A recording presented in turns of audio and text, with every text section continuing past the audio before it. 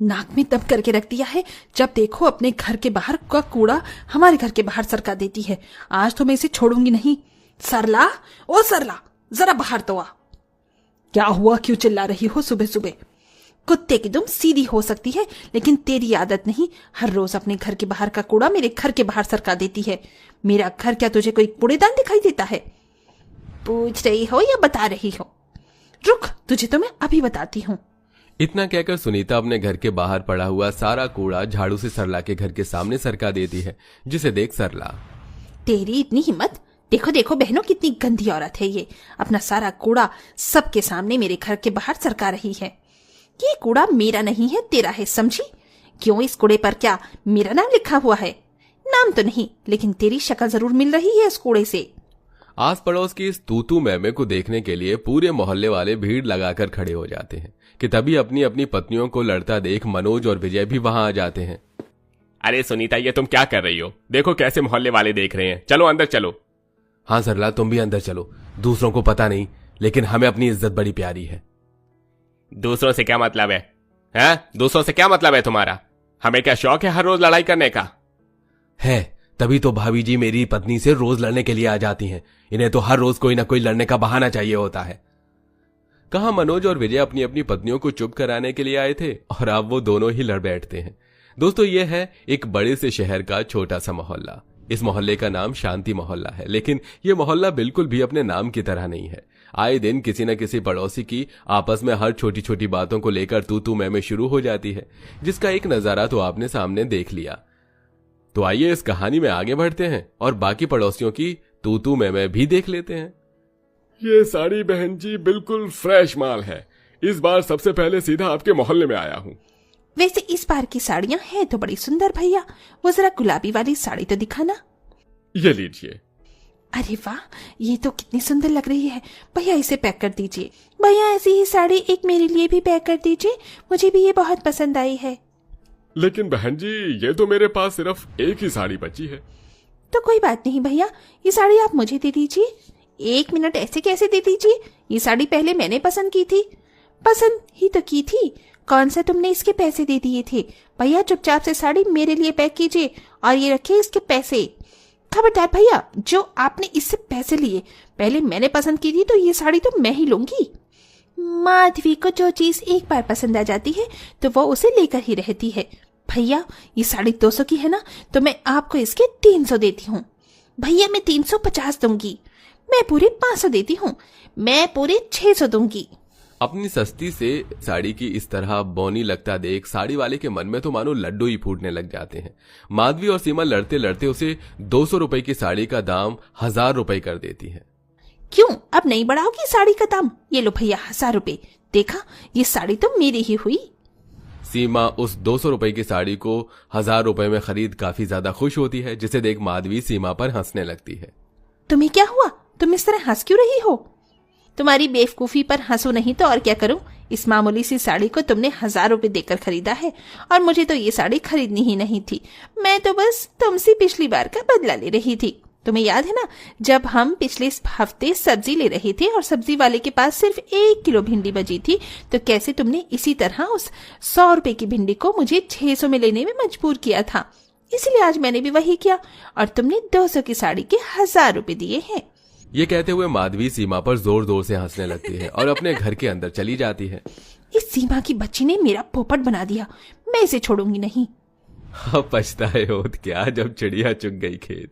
समय गुजरता है और इसी तरह हर दिन इस शांति मोहल्ले में किसी न किसी की इसी तरह तू मैं होती रहती है। ऐसे ही एक दिन, आशु तू आउट हो गया है, चुपचाप से अपनी बाजी दे वरना तू हमारे साथ नहीं खेलेगा। अरे मैं कहाँ आउट हुआ हूँ, तुम लोग झूठ कह रहे हो, मैं आउट नहीं हूँ। आशु तू झूठ बोल रहा है, तू हमेशा ही ऐसा करता है। अपनी बाजी के टाइम आज के बाद तुम्हारे साथ नहीं खेलेगा। इतना कहकर राजू आशु को धक्का दे देता है, जिससे आशु जमीन पर गिर जाता है और जोर जोर से रोने लगता है। आशु के रोने की आवाज को सुनकर आशु की माँ सुनीता भागती हुई आशु के पास आती है। आशु बेटा, क्या हुआ मेरे बच्चे को? तुम लोग देखकर नहीं खेल सकते क्या? सीमा ओ सीमा, अपने इस लाडले को समझा ले, वरना किसी दिन मेरे हाथों से पिट जाएगा। मैं भी देखती हूँ तू कैसे मेरे बेटे को हाथ लगाती है। हाथ ना तोड़ दूं मैं तेरे। हाथ तो मैं तेरे बेटे की तोड़ूंगी। इसकी हिम्मत कैसे हुई मेरे बेटे को धक्का देने की। एक बार फिर दोनों पड़ोसन सीमा और सुनीता अपने दोनों बच्चों की वजह से लड़ने लगती हैं। लेकिन जिन बच्चों के लिए दोनों मां लड़ रही थीं, वो बच्चे तो दोबारा से एक साथ खेलने लगते हैं, लेकिन उनकी लड़ाई बंद नहीं होती और ऐसे ही समय गुजरता रहता है। राम राम राम राम, मैंने कहा था तुझे कि मीट मच्छी खाने वाले को किराए पर मत रख, लेकिन तूने मेरी एक नहीं सुनी। रोज इसके घर के अंदर मीट मच्छी बनने की वजह से सारी बदबू हमारे घर में आती है। आज तो मैं इसे छोड़ूंगी नहीं। कौशल्या गुस्से से उठती है और जाकर गली में खड़े होकर अपने ऊपर वाली फ्लोर पर रह रही माधवी को चिल्ला चिल्ला कर बुलाने लगती है। माधुरी, ओ माधवी, जल्दी से नीचे आ। क्या हुआ आंटी जी? मैं भी खाना बना रही हूँ। खाना गया भाड़ में, तू जल्दी नीचे आ। अपने मकान मालिक कौशल्या की बात सुनकर माधवी गैस बंद करती है और नीचे आ जाती है। क्या हुआ आंटी जी, क्यों चिल्ला रही हो आप? आज तो मैंने मोटर भी टाइम से बंद कर दी थी। तुझे मैंने घर देने के समय ही कह दिया था कि जब तक तू मेरे इस घर में है तू मीट मच्छी नहीं बनाएगी। तो तेरी हिम्मत कैसे हुई मीट मच्छी बनाने की? आप कह तो ऐसे रही हो जैसे इस पूरे मोहल्ले में एक मैं ही खाती हूँ मीट मच्छी। अरे आपका बेटा भी मीट मच्छी खाता है, घर में ही वो बड़ा पुजारी बनता है, लेकिन मैंने खुद उसको बिरयानी की दुकान पर देखा था। नीरज, ये क्या कह रही है? जवाब दे मुझे। अब कैसे जवाब देंगे भाई साहब जब इनकी पोल पट्टी ही खुल गई है। हर रोज की तरह फिर से इस मोहल्ले में इन लोगों की तू तू मैं मैं शुरू हो जाती है। पूरी गली वाले कौशल्या और माधवी की लड़ाई को देख रहे होते हैं कि तभी एक बड़ी सी गाड़ी उनके घर के बाहर आकर रुकती है, जिसमें से एक बहुत बड़ा बिल्डर बिजनेसमैन ओमकार बाहर निकलता है। राज, अगर इन घरों की जगह हमारा आने वाला मॉल का सबसे बड़ा प्रोजेक्ट बनेगा तो हमारा कितना फायदा होगा? इतना फायदा सर कि जितना अभी तक हमें नहीं हुआ होगा। ओमकार का असिस्टेंट राज मोहल्ले के लोगों के पास जाता है। हमारे सर को इस जगह पर मॉल बनाना है, इसलिए आप सभी को जल्द से जल्द इस जगह को खाली करना होगा। आपकी जमीन का जितना भी प्राइस होगा हम दे देंगे। आपका दिमाग तो नहीं खराब हो गया? हम यहाँ सालों से रह रहे हैं, ये हमारी खानदानी जमीन है, हम भलाई से क्यों बेचेंगे? और नहीं तो क्या, हमें नहीं बेचनी है अपनी जमीन। देखिए, अगर आप प्यार से मान गए तो ठीक है, वरना फिर हमें आपके साथ जबरदस्ती करनी होगी। राज मोहल्ले वाले को काफी समझाता है, लेकिन कोई भी अपने घर और जमीन को बेचने के लिए तैयार नहीं होता।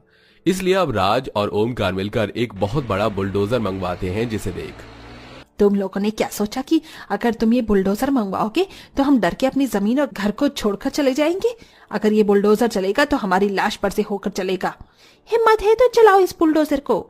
सभी मोहल्ले वाले अपने अपने घरों से डंडे लाठी आसपास पड़े पत्थरों को लेकर खड़े हो जाते हैं, जिसे देख बुलडोजर चलाने वाला ही डर के भाग जाता है। वहीं ओमकार और राज की हालत भी ये सब देखकर खराब होने लगती है।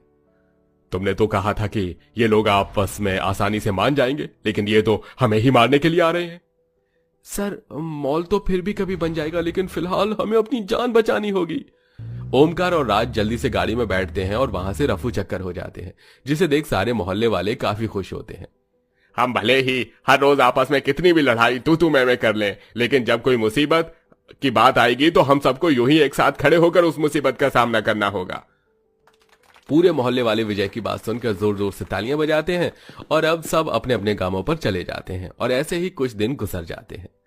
हे भगवान, इस सुनीता का तो परमानेंट कोई ना कोई इलाज निकालना होगा, वरना ये तो मेरे घर को कूड़ेदान ही बनाकर मानेगी। एक बार फिर दोनों पड़ोसन में तू मैं शुरू हो जाती है। भले इन लोगों में कितनी भी लड़ाई क्यों ना हो, लेकिन उनकी लड़ाई उनके प्यार और एकता को कभी नहीं हरा पाएगी। दोस्तों, क्या आपके भी मोहल्ले में हर दूसरे दिन लड़ाई झगड़ा होते रहते हैं? और आपके मोहल्ले में आपको क्या अच्छा लगता है, हमें यह भी कमेंट करके जरूर बताइए।